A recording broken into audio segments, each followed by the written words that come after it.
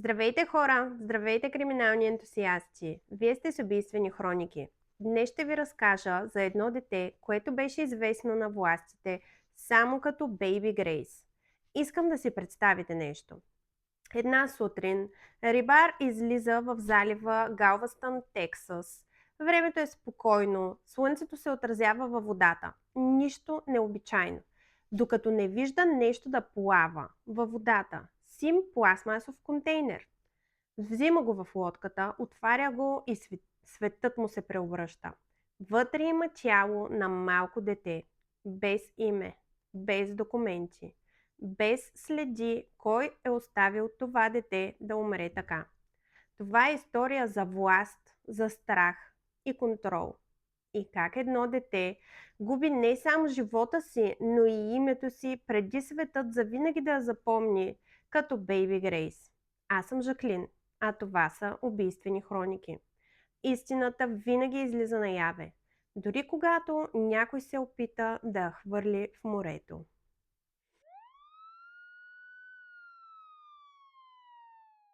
Било края на октомври 2007 година. Къртис Пин, който е обикновен рибар от Бейлвил, Тексас, излиза да лови риба. Водата е спокойна, а сутрешното слънце се отразява по брега. Той решава да обърне лодката си към малък остров. И тогава вижда кутия, синя, обърната с главата надолу. На пръв поглед кутията изглежда като контейнер за въдици или нещо, което някой е забравил след риболовът. Но когато той обръща кутията в лодката, чува много странен звук, нещо като тъп удар. Не звучеше правилно, казал си той. Отваря, а вътре вижда найлонова торба, запечатана, покрита с глина и цимент. Когато я разрязва с клещи за риболов, миризмата на смърт излиза оттам. Толкова силна, че дъхът му секва. Мислих, че някой е сложил домашен любимец вътре, спомня си той. После обаче вижда малка светеща обувка. И всичко се променя. Знаех, че това е човек, казва Спин. Обадих се първо на жена ми, а после на 911. Така започва историята на Бейби Грейс. Момиченце със светла коса и сини очи. Намерено в син контейнер в морето на Галвестън, Тексас. Без име, без минало. Само едно тяло и безкрайно много въпроси. След откритието на тялото и при аутопсията, съдебният лекар открива 3 фактури на черепа. Ударите са били толкова силни, че експертите ги сравняват с падане от покрива на къща. Тялото било в такова състояние, че лицето й не можело да бъде разпознато. Нямало име, нямало следи. Само едно малко момиченце, което някой беше убил и хвърлил в морето. И тогава, точно в този момент се включва Люис Гибсън, една от най-известните съдебни художнички в света. Жена, която помага на полицията да вдъхне живот на лицата, които вече не могат да говорят. В началото на ноември 2007 година тя използва черепа, детайлите от аутопсията и създава скица, реконструкция на лицето на малкото момиченце с светла коса и сини очи. Луис Гибсън създава скицата само за 45 минути, защото само толкова време тя може да гледа снимките на детето. Самата тя по това време има дете на нейната възраст и може да си представите колко травмиращо е било това за самата нея. Полицията пуска скиците по новините, като едновременно с това пуска и снимки на дрехите и обувките, с които е била облечена и обута. Това е нужно по принцип, защото обикновено кръга с близки хора на малки деца не е чак толкова голям. И точно тези дребни детайли всъщност може да са нещото, което обръща случая и разкрива кои са извършителите, или поне в случая кое е детето. Наричат я просто Бейби Грейс. Бебе Грейс, защото никой не знае името й. И на полицията сърце и душа не им дава това дете да си няма име. То заслужава да бъде запомнено. Хора от цялата страна започват да подават сигнали и скоро след това, на стотици километри оттам, една жена на име Шерил Сойърс Вижда изображението в интернет и замръзва. Тя е бабата на Райли Ан Сойърс. Малко момиченце, което е изчезнало и което изглежда ужасяващо подобно на нарисуваното дете. Шерил веднага се обажда на властите. Полицията взема ДНК проби. Малко след това, на 27 ноември, детективите, които се занимават със случая, получават обаждане, което променя хода на събитията. Жена пристига с адвоката си в полицейското управление, където иска да даде показания, които да бъдат записани на видео. Kimberly, what we want to do is talk to you a little bit. I'm sure that you know what this is all about. Our interest is the whereabouts of your child, Riley. How do you spell Riley? Riley. What's her middle name? Ann. Just A-N-N or not an E at the end? Just A-N-N. Okay. And the last name is? Sойърс. Excuse me? Sойърс. S-A-W-Y-E-R-S? And how old is Riley? 2. What's her date of birth? March 11th of 05. Okay. I had been talking with Royce, who is my husband here in Texas. Okay. Now, this communication, was this done by phone or internet? Both. Both. Okay. Yes. Where did you meet Royce? Did you meet him on the internet? Yeah. Okay. Yeah. In a chat room or something like that? On an online game Okay. type of deal. So I mean, we had known each other for a while. It started getting serious, and he wanted to come and visit us. When And- do you recall? And I don't mean to interrupt you. When you met him on the internet? Probably towards the beginning of the year. Okay, that's good enough. Okay. Around the same time, Royce asked if he could fly down, meet with me, you know, meet my dad, meet my stepmom, kind of thing. And at the sort of last week in May, he did so. He spent, Now, had you ever met him in person before? no, Had you ever seen any photos of Yeah. him? Okay. He Yeah. sent you some through the net and all that stuff? Okay. yeah, I'd seen photos and all that. Right. Talked to him. I had my dad go with me when I went and picked him up at the airport.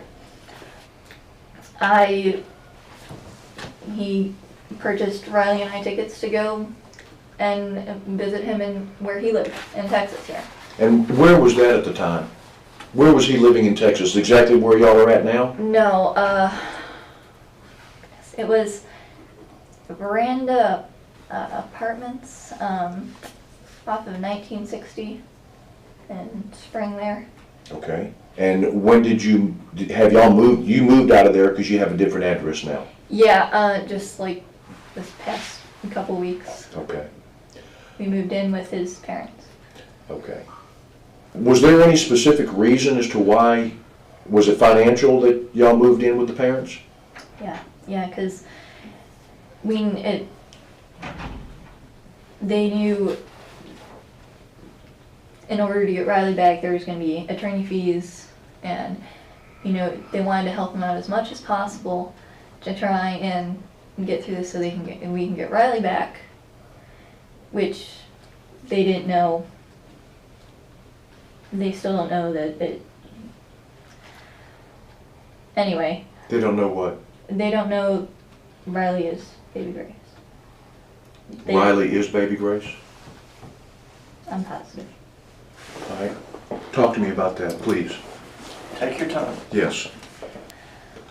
Well, I moved down here to be with Royce. I brought Riley with me because I'm not going anywhere without my 2-year-old. Because of everything that was going on in Ohio, I already talked to my dad's lawyer there, and I asked him, you know, hey, if I move out of this situation here at Cheryl's house, do I take Riley with me? You know, if I move, do I take her even though her father is still there or whatnot. And he said, yes, you are her mother, you have custody. She Right. goes where you go. You were managing conservator. Go ahead. So, she came with me when I moved down here, obviously. Everything was doing great. I mean, he bought her anything we couldn't bring with us, like a bed and a place to put her toys. That we Royce bought. being, he being Royce. Okay. Yes, Royce. So I mean, we got her room set up, and everything was great, and I mean, we were really happy. I didn't have to work. He was supporting both me and Riley. I mean, and he went and got me in my van. He bought me my van.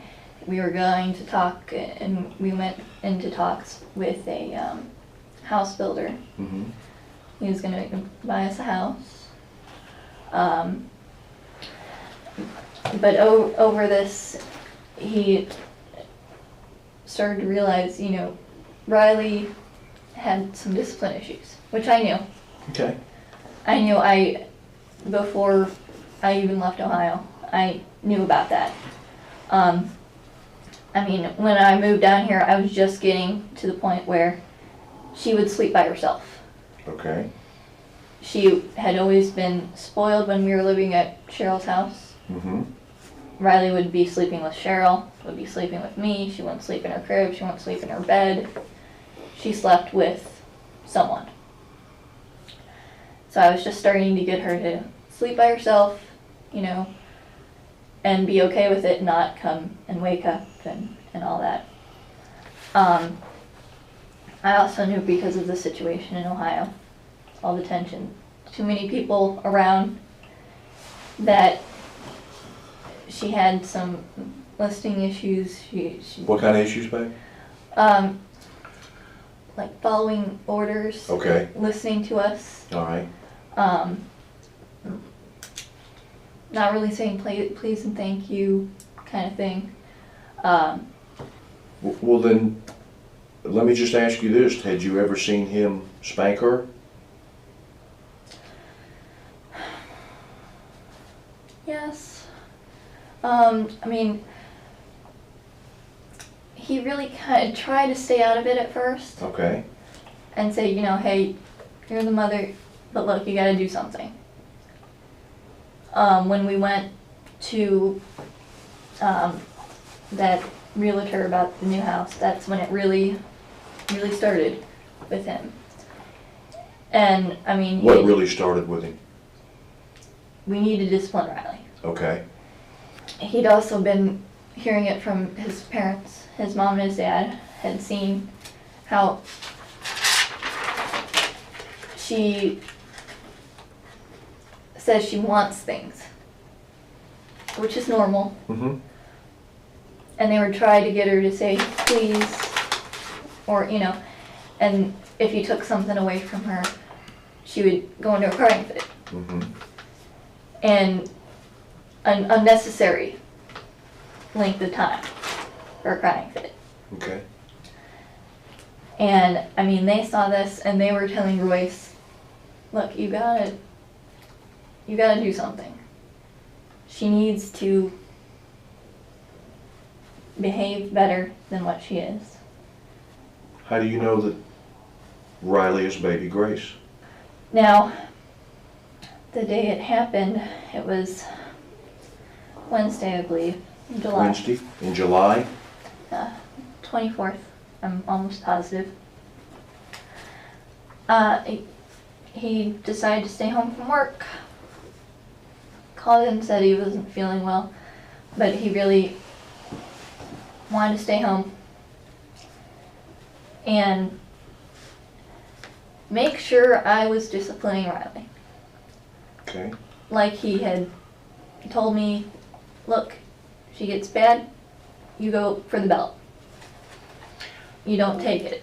Are you saying he stayed home for the purpose of making sure to work with you about disciplining Riley? He tell you that?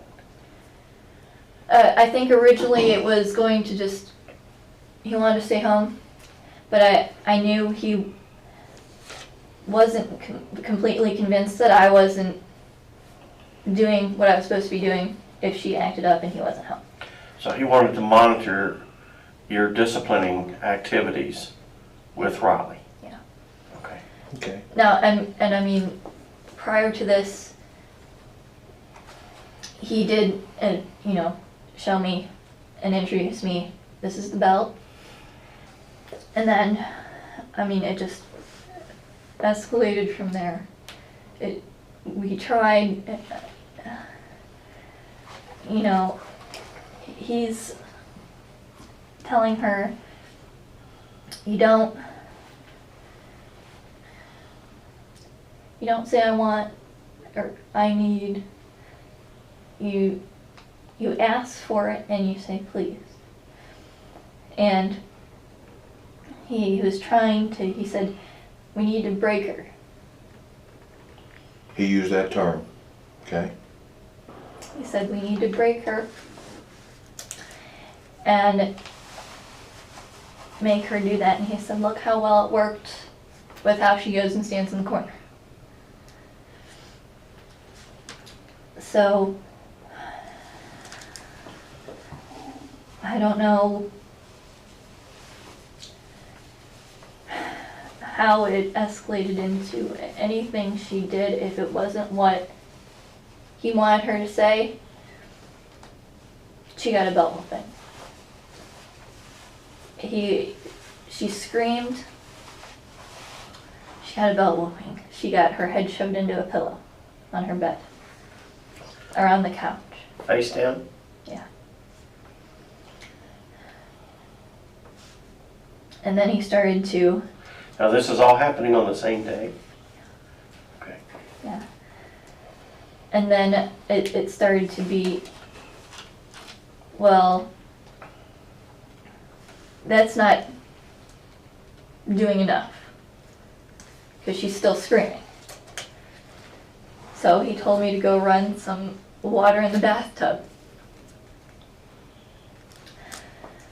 Some cold water in the bathtub. And I did, and he said, okay, the next time she screams, we're going to take her into the bathtub. And of course she's going to scream the way he was hitting her with that belt. I mean, I accidentally got in the way of it and it bruised me. Once or twice that day. I mean, he didn't stop with the belt at some point. It was wherever he could hit her. Her legs, her back, anywhere. And if she screamed, it was he picked her up, sometimes by her hair, take her into the bathroom, and he laid her in there. He put her in there.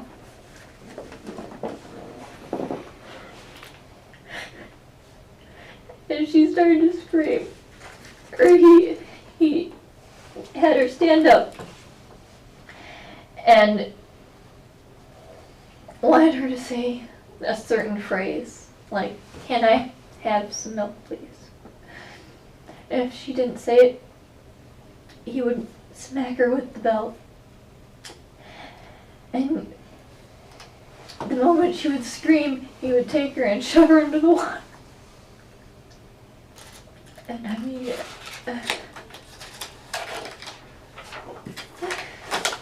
it just seemed like it went on and on and on, and no matter what she did, she was gonna get smacked with the belt.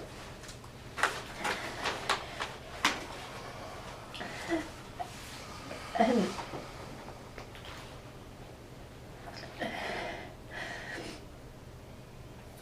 at some point,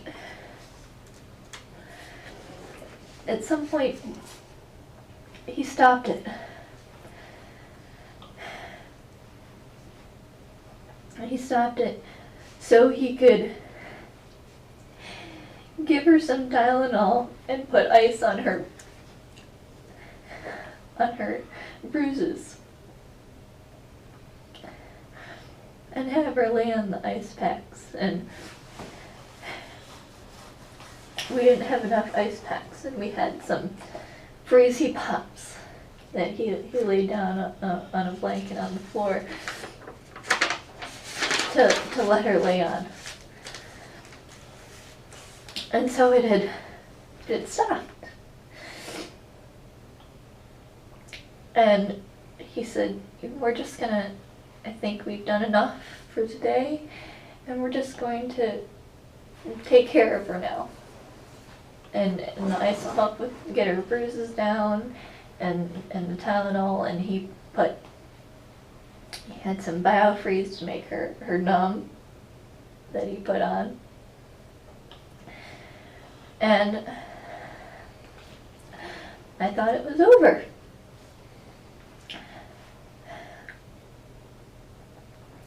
But for some reason, it started up again. Did she start crying again?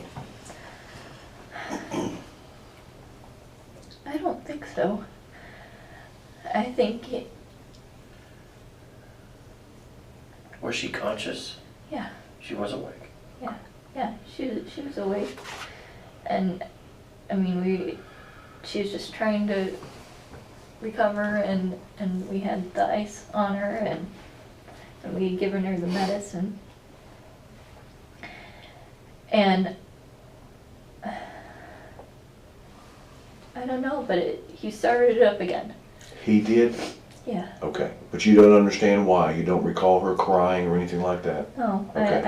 I don't remember why it started again. Okay. But this time,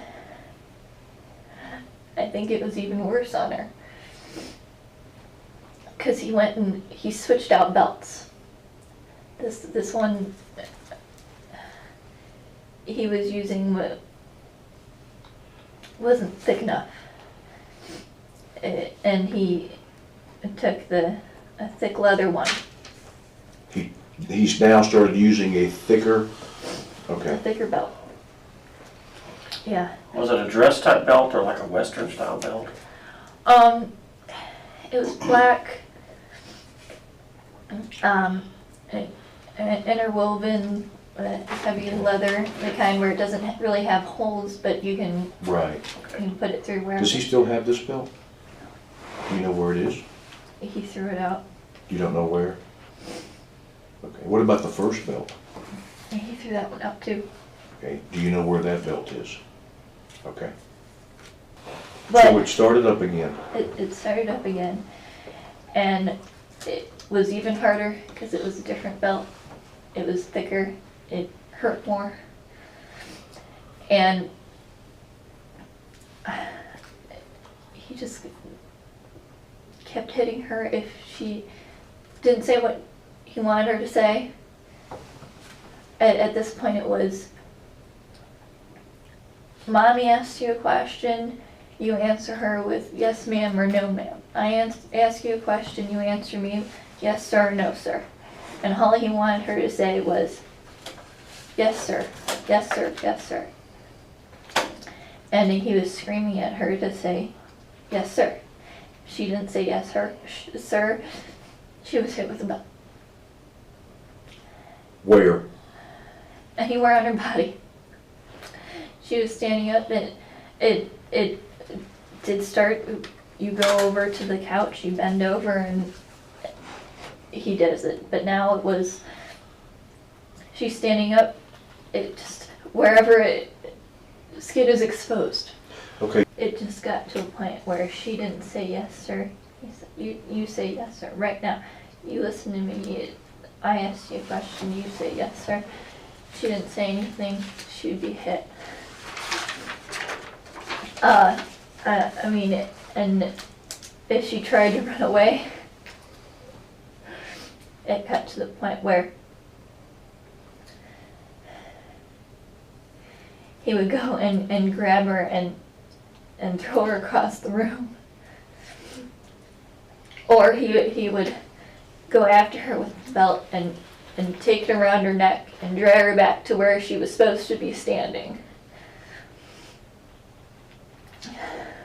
When you say he would throw her, how would he do that? I mean, would he just pick her up and throw her? Would he grab her by the arm and throw her? Can you be a little more detailed?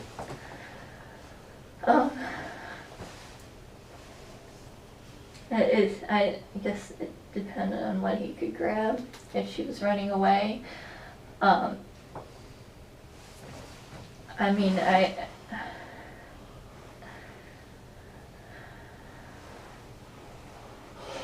Do you remember? not really. Okay. Well, it might come back to you. Okay.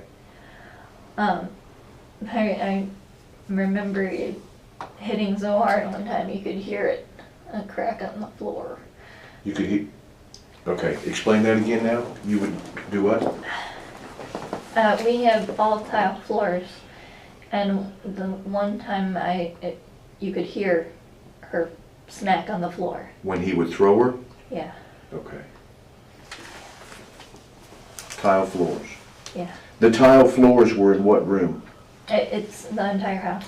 Excuse me? The entire house is The entire house. tile.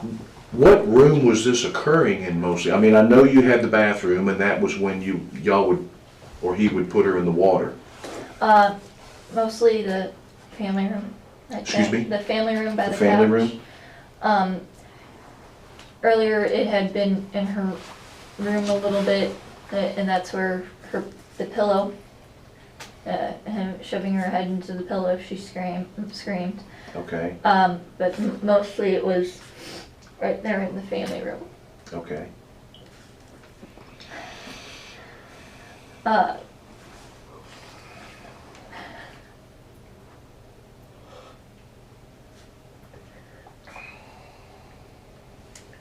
Take your time.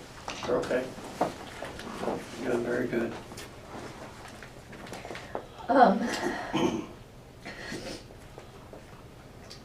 I remember at some point he did bite her. He bit her? You remember where? I think it was on her right hand. Okay.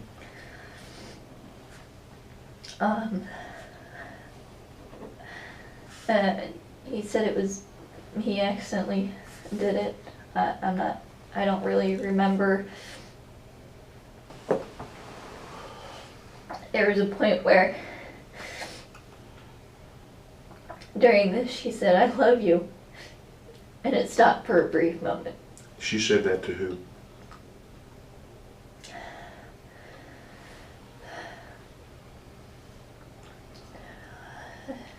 She had said that to me. I think she had said that to him. But the next time it happened, he said, "She's trying to trick you." She tried what, babe? She's trying to trick me. Because at some point I was, using the belt. Mm-hmm. And, he said you can't let her say that and let her control you and make you stop. He said she's trying to trick you. Well, and when it got to a point after one of those times, he had pulled her back with the belt around her neck. He had pulled her over to the chair he was sitting in and told her to stand up. That's when she couldn't stand up. Why couldn't she stand up? She didn't, it looked like she didn't have control over her legs anymore. And I was concerned about what I was seeing. And he did stop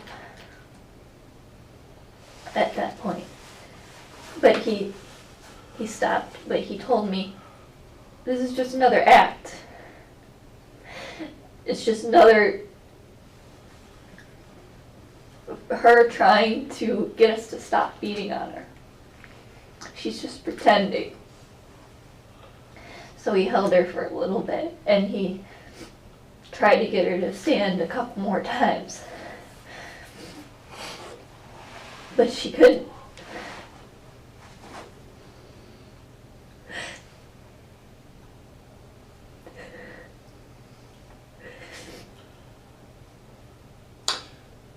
How long of a process did this entire beating and in the tub, how long of a process was this? Almost the whole day. Almost the whole day? Do you recall maybe what time this may have started with the beginning of the discipline? It was that morning when he woke up for work. And what time is that?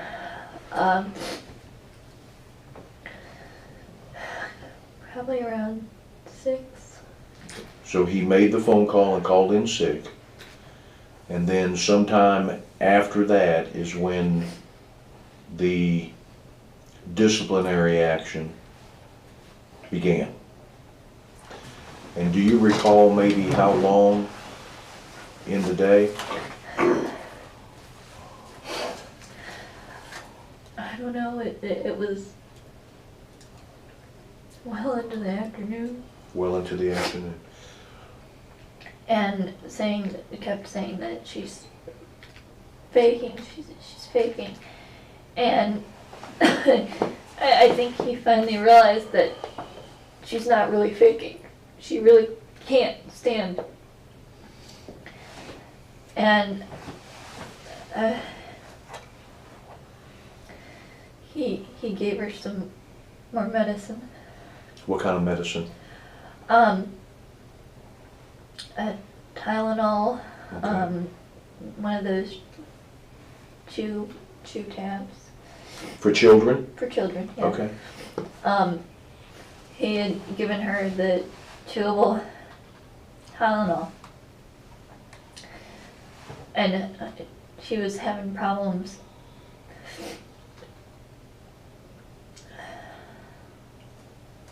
chewing and swallowing it right. And I really think that was the point. He realized, she's not faking this. She can't be faking this. And I sat down and I said, we have to call the police. We have to call 911. We have to get her to the hospital. Look at her. There's something wrong. And he said, no, we can't do that because we'll go to jail. So he had me sit on the couch and he brought her over to me. And I was holding her. And he was watching her and making sure she was still conscious and still breathing and her heart was still beating. And there came a point where she stopped breathing. And he started doing CPR on her, on the floor.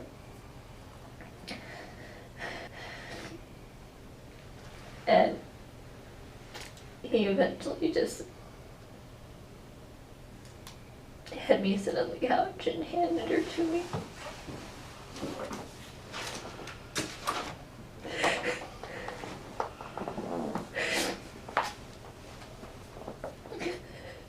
And I could just feel her going cold. And we had a heating pad on her because we thought she was so cold from the ice that she needed to be warmed up, but the heating pad would help.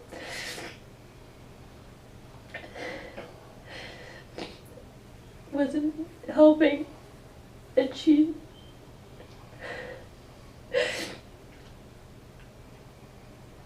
died in my arm.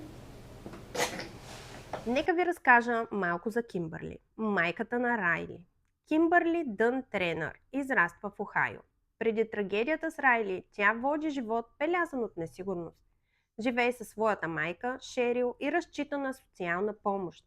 Много от приятелите я описват като млада жена, която се опитва да се справи с живота, но се чувства уязвима и несигурна. В началото на 2007 година животът ти се променя, когато се запознава с Робърт Зиглер онлайн. Той живее в Тексас, тя в Охайо. Връзката им започва бързо и драматично. И след няколко срещи Зиглер я убеждава да се премести при него. А малко след това те се женят. Кимбърли и Райли се местят в Тексас през май 2007 година. Това са само няколко месеца, през които те всъщност се запознават, женят и заживяват заедно. Първоначално, както във всички връзки, всичко изглежда перфектно. Зиглер осигурява финансово семейството, купува вещи за Райли и дори подарява ван на Кимбърли. Но това, което започва като мечтаното ново начало за всички, постепенно се превръща в кошмар. Робърт започва да се намества в живота им, контролирайки как Кимбърли възпитава Райли, а дисциплината се превръща в насилие. Кимбърли е в капан между любовта, страха и зависимостта. Тя е млада майка, която би трябвало да защитава детето си, но постепенно се оказва парализирана от ситуацията, психологически и емоционално. Тя наблюдава как Райли страда, но не може или не иска да се противопостави. Това е моментът, в който обичта и отговорността на майката са изместени от страх и зависимост. Този контекст не оправдава действията й, но помага да разберем как динамиката между Кимбърли и Робърт е довела до трагедията и защо малката Райли е била оставена сама да се справя срещу насилието. В една здравословна семейна среда, когато детето прави грешка, родителят обяснява, прегръща, поставя граници. Нека да вметна в случая, че тук става въпрос за 2-годишно дете. Толкова малко. Райли тъкмо започва да опознава, да опипва границите на позволеното, да опознава света, да играе, да бяга, да се смее. В очите на Рой Зиглер обаче, мъжът на майката, това не е така. За него нормалното поведение на всяко дете на тази възраст се вижда като непослушание, безконтролност, а всеки плач на детето като манипулация. В този дом обаче всяко лошо поведение се наказва с удари. И вместо да защити Райли, както всяка майка би трябвало да направи за детето си, майката остава наблюдател. Денят, който започва с обичайни ритуали, хранене, игра, смях, се превръща в кошмар.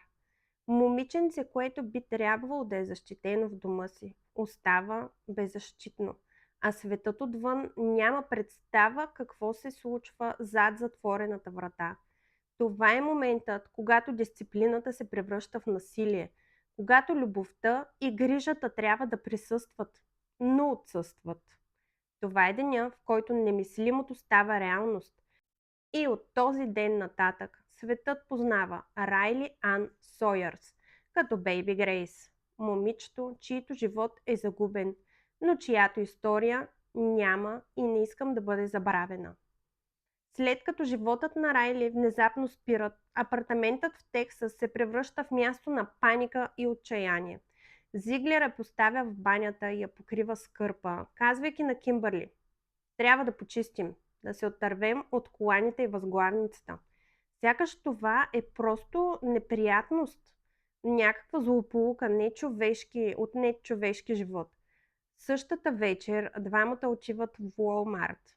2 колички, син пластмасов контейнер, верига, бързо съхнещ цимент, белина, пластмасови ръкавици, ролка, турби и лопата. Това не са покупки за дома. Това са инструменти за прикриване. Вкъщи Зиглер облича ръкавици и влиза в банята. Той казва, че почиства Райли с белина. Дори налял белина в устата й. Кимбърли настоява поне да облекат малката. След това държи торбите, докато тялото се поставя вътре, а циментът се смесва в контейнерът и е готов за складиране. Тялото остава складирано 1 до 2 месеца. Семейството през това време пита и се интересува за Райли, но те лъжат и казват, че е при Лели и Чичо и заради битка за попечителство. Има 2 нощни опита за изхвърляне. Първият се проваля, вторият също. Накрая, в друг ден, контейнерът с тяло е изхвърлен в залива на Галвестън. След смъртта на Райли, всички вещи, свързани с нея, дрехи, играчки, предмети от смъртта й, са изхвърлени. Малката Райли Ан Сойърс вече е станала Бейби Грейс и историята й ще бъде разкрита едва когато съдбата го реши. След като тялото на Райли Ан Сойърс, вече известно като Бейби Грейс, е открито, разследването се затяга. Кимбърли Тренърд и Робърт Зиглър са арестувани. Следователите имат всичко. Показанията на Кимбърли, покупки за прикриване, видеозаписи от разпити и свидетелски показания. Делото започва и съдебната зала е пълна с напрежение. Роднини, близки и общественост следят случая с голяма тревога. На процеса се разказват ужасяващите детайли. Как малката Райли е била лишена от грижа, как е била скрита, как родителите са лъгали семейството и приятелите. Кимбърли Тренър се признава за виновна по обвинение в убийство по небрежност и допринасяне на смърт на дете, а Робърт Зиглер е осъден за убийство на дете. Съдът описва престъплението като особено брутално и ужасяващо, като подчертава, че малката Райли е била оставена без защита от хората, които всъщност е трябвало да й дават такава. Това е моментът, в който в съдебната зала осъзнава, че макар сърцата на всички да са тежки, решението е базирано на доказателства, а не на чувства. Малката Райли вече има име, лице и справедливост, макар и постфактум. Историята на Райли Ан Сойърс или Бейби Грейс е трагедия, която показва колко опасна може да бъде комбинацията от страх, зависимост и насилие. Малко момиченце, което би трябвало да бъде защитено и обичано, става жертва на системно пренебрежение и брутално насилие. Това е история, която напомня, че детската безопасност зависи от възрастните около тях. Че страхът и бездействието могат да имат ужасни последици и че е важно да наблюдаваме, да се намесваме и да защитаваме най-уязвимите сред нас. Макар Бейби Грейс вече да няма живот, историята й остава в съзнанието ни като предупреждение, като спомен и като зов за човечност. Вие бяхте с Убийствени хроники. Аз съм Жаклин. Моля, ако историята ви е харесала и ако искате да продължавам да правя такова съдържание, моля ви, оставете по един лайк, по някой коментар, предложение за нов случай, абонирайте се за канала. Благодаря ви. Приятен ден!